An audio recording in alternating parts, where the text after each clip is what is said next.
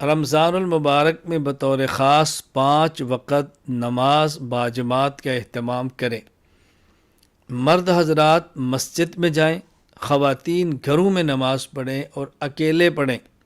Number 2، روزہ رکھنے کا اہتمام کریں، روزہ کے آداب کا خیال کریں، گناہوں سے بچتے ہوئے روزہ رکھیں۔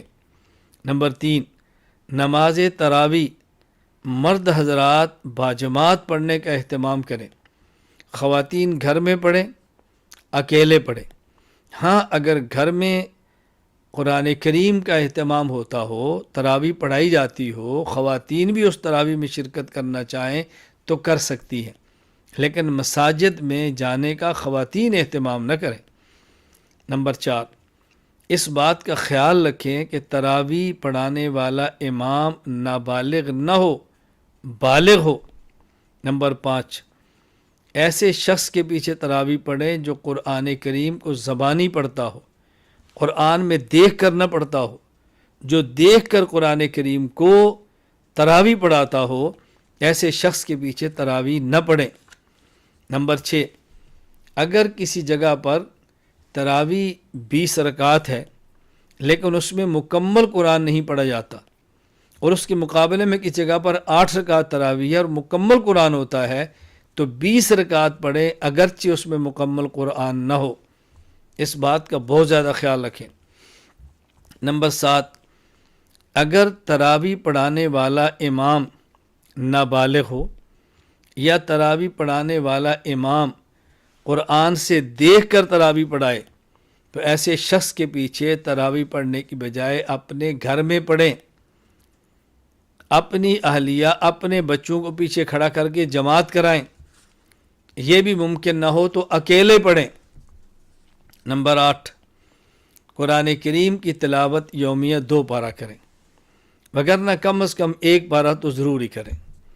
تراویح کا اہتمام اور پھر دن کو تلاوت کا اہتمام بہت زیادہ کریں۔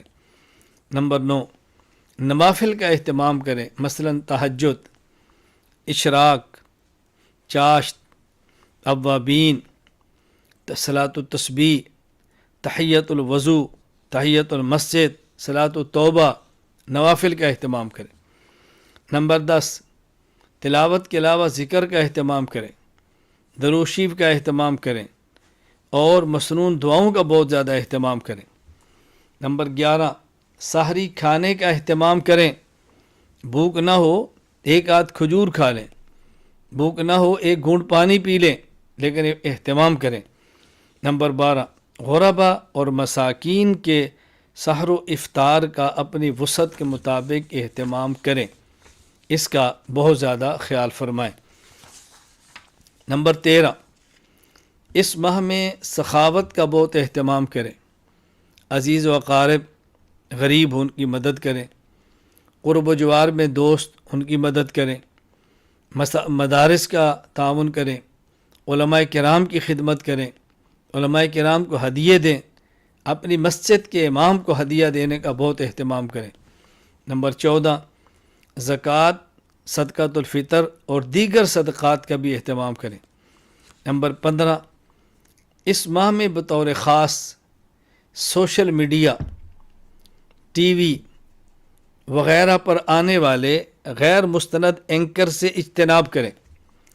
میں ایک بات بڑی تاکید کے ساتھ کہتا ہوں کہ آپ کا کسی شیخ سے بیعت کا تعلق ہے اور ان کے دلائل کے ساتھ مسائل موجود ہیں تو انہیں سنیں، اور بطور خاص وہ لوگ جو ہم سے جڑے ہوئے ہیں، ہم ضرورت کے مطابق یومیہ کی بنیاد پر ان کو بیانات بھی دیتے ہیں، تحریر بھی دیتے ہیں۔ اس کا خیال کریں، اس کا خیال کریں، ہر ایرے غیرے کو مت سنیں۔